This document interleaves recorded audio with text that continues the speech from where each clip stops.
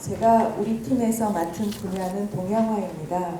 그래서 1950년대 동양화의 다양한 면모를 살펴보기 위해서 일단 동양화라는 단어로 아주 단순하게 신문 검색을 시작했습니다. 그랬을 때 제일 많이 검색되는 단어가 민족성과 국전으로 압축할 수가 있었습니다. 정말 피하고 싶었던 단어인데 어쩔 수 없이 이것에 대해서 살펴봐야 되겠다는 생각으로 다른 신문 기사를 검색을 했고, 그랬을 때 일단은 1955년을 기점으로 해서 좀 잘라보는 게 제가 논의를 전개하는 게 편할 것 같아서 일단 오늘 발표에서는 1회부터 4회까지의 비평문을 대상으로 하겠습니다. 발표 요지를 압축해서 제가 준비해 왔습니다. 그걸 읽어가면서 발표를 진행하겠습니다. 해방 이후 한반도가 당면한 가장 큰 과제는 민주주의에 입각한 독립국가를 국민 스스로 건설하는 것이었습니다. 따라서 민족 고유의 언어를 되찾고 과거 역사를 회고하는 등 일제 청산을 위한 여러 움직임이 일어납니다. 미술계에도 예외는 아니었습니다. 민족 미술을 재건하기 위한 열기가 뜨겁게 다가올랐던 것입니다. 이러한 상황에서 1949년 대한민국 미술전람회 국전이 창설됩니다. 민족 미술의 발전과 향상을 슬로건으로 삼으며 미술계의 가장 강력한 관전이 문을 열 것입니다. 발표자는 오늘 초창기 국전 동양화부의 비평문을 해제하여 해방 이후 발화된 민족성의 맥락과 추이를 간략하게나마 파악해보고자 합니다. 동양화부가 민족미술 수립을 당면과제로 인식하여 민족성이란 화두를 창작의 근간으로 삼은 것 같기 때문입니다. 이에 연구 범위는 아까 말씀드린 것처럼 1회부터 4회 비평문으로 한정을 합니다. 총 20개 정도의 비평문이 검색이 되었는데 그 중에서 주요 해제 대상은 지금 보시는 4편 혹은 5편의 기사가 되겠습니다.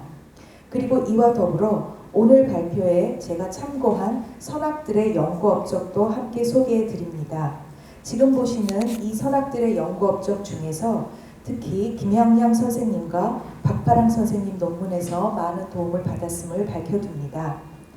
여러 비평문을 해제한 결과 당시 동양화단에서 민족성 담론과 더불어 대두된 명제는 외색의 탈피와 시대성에 대한 검토로 압축되었습니다. 두 개의 명제는 6.25 전쟁을 기점으로 그 논의의 비중이 다소 변화합니다. 그러나 1950년대 전반까지 동양화단에서 어느 정도 지속되는 논쟁거리라 할 수 있습니다. 초기 국전 동양화부 비평문을 살펴보려는 오늘 발표를 통해서 1950년대 전반부 동양화단의 한 단면이 파악되기를 기대해 봅니다. 1949년 창설된 국전은 아카데미즘의 강력한 기관으로 그 위상을 확고히 다져나갑니다. 물론 초창기 국전 동양화부를 주도한 심사위원은 조선미전에서 두각을 나타낸 대표 작가들이었습니다. 이미 일제강점기에 역량을 입증받은 인물들이 국전의 수뇌부를 차지한 것입니다. 그럼에도 불구하고 동양화부에서 1회 대회에서 가장 부각된 이슈는 외색의 탈피였습니다.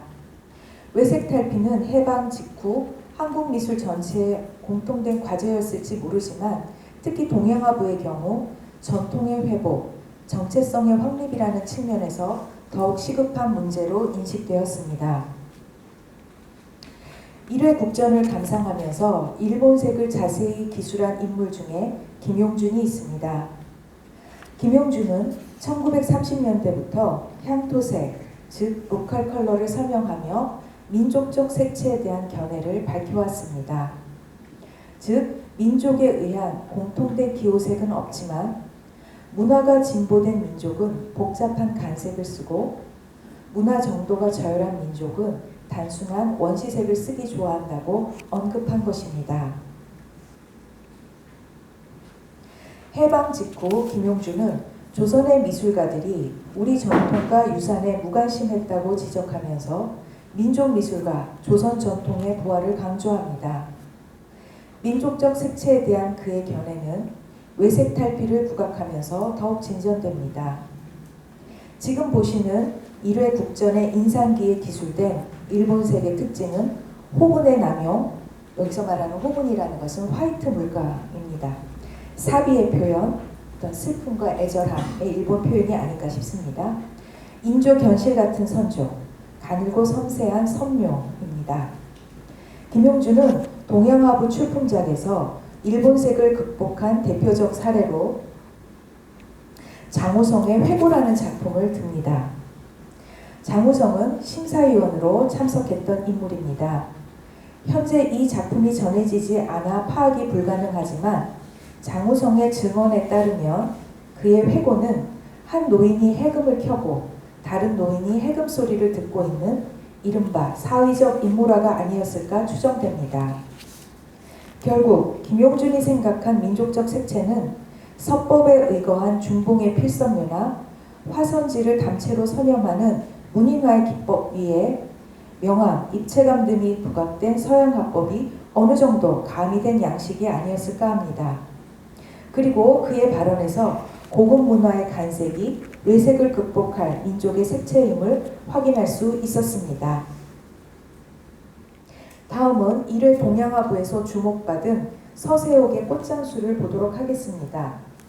널리 알려졌듯이 서세옥은 서울대학교 미술대학 1회 현입생입니다. 그는 이 꽃장수라는 작품으로 국무총리상을 받았습니다. 그러나 큰 상을 받은 만큼 칭찬도 있었지만 다양한 다른 평가도 듣습니다.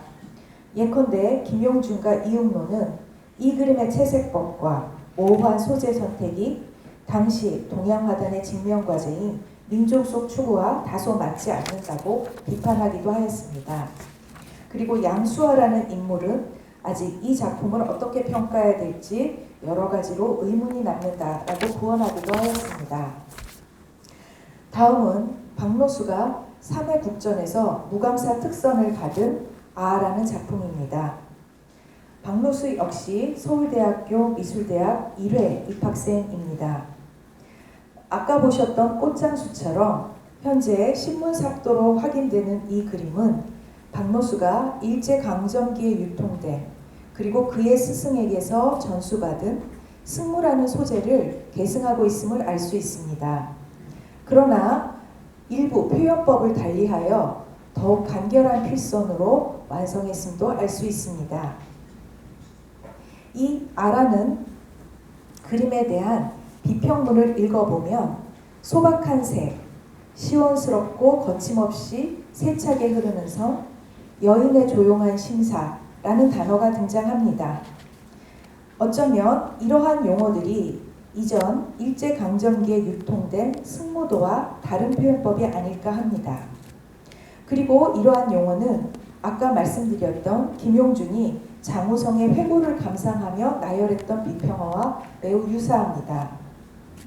이렇게 볼 때 1회 국전에서는 장우성이 개척한 수묵담채풍의 사회적 인물화가 외색을 탈피하고 민족미를 간직한 그림으로 국전 안에서 유통되었음을 그리고 인식되었음을 알 수가 있습니다. 외색 탈피는 1회 국전평의 핵심 명제였지만 2회부터는 좀처럼 그 단어를 찾기가 쉽지 않았습니다.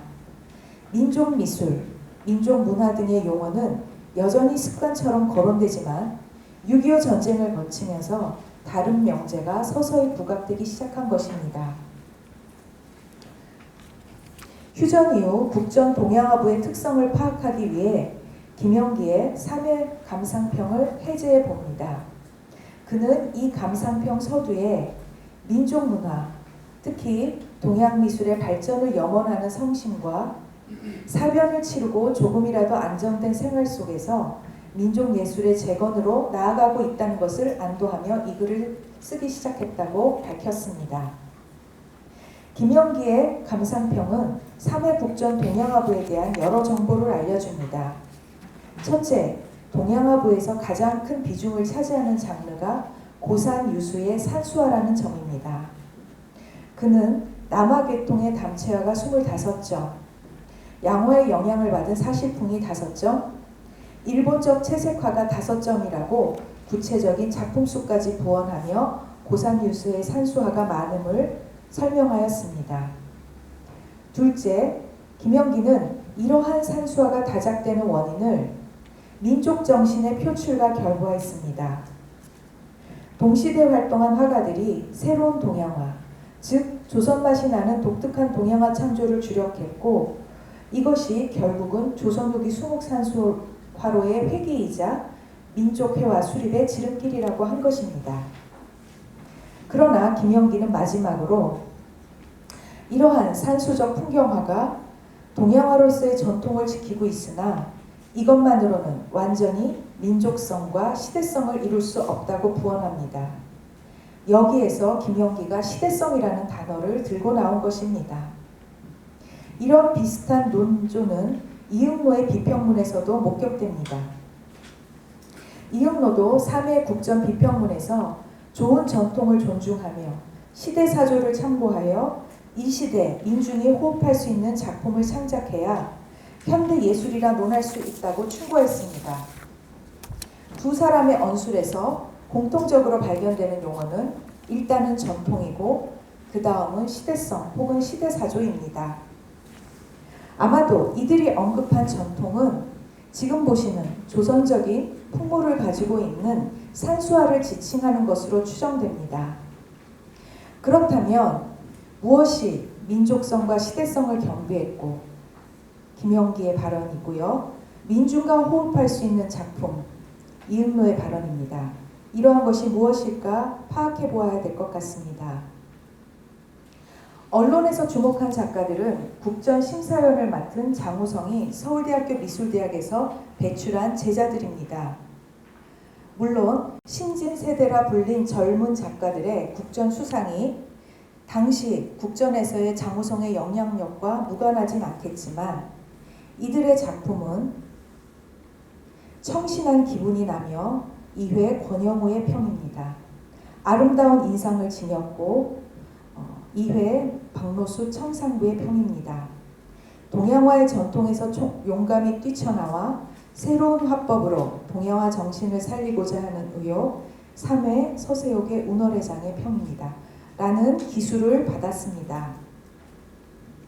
김영기도 박노수, 서세옥, 권영우를 들면서 신동양화단의 전위부대로까지 하였습니다. 김병기 역시 이들의 그림을 서양의 사조와 연결하며 높이 평가하였습니다. 이러한 평가를 감안한다면 시대성과 시대사조는 동양화 정신은 간직하되 새로운 화법, 즉 서구의 미술사조가 도입된 작품군을 뜻하는 표현으로 간주됩니다. 김병기의 기술처럼 전통적인 필목법을 토대로 수용된 서양의 조형성이 시대성 혹은 시대사조로 인식되면서 그 중요성이 강조된 것입니다. 최순우는 미협정 감상문에서 현실 사회의 시대성과 그 풍토에 입각하여 오랜 미술 전통 속에서 창조적 뿌리를 두고 성장하는 모습을 미술계의 좋은 징조라고 보았습니다. 이러한 최순우의 논지는 1950년대 전반부 동양화단이 목표로 삼았던 창작 태도였을 것입니다. 해방 이후 민족 미술의 수립을 당면 과제로 여긴 동양화단은 외색 탈피를 실천하면서 시대성 혹은 시대사조를 성취하고자 노력하였습니다.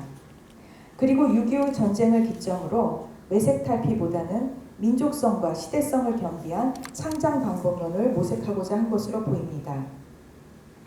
1950년대 중반부터 동양화단에서는 민족성 담론과 더불어 개성적인 창작의 중요성이 부각됩니다.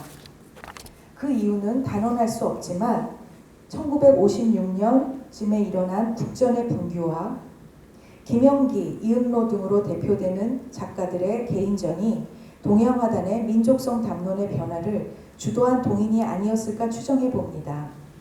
이는 동양화의 현대성 문제와도 직결되는 논제이므로 앞으로의 과제로 삼아 면밀히 고찰해 보겠습니다.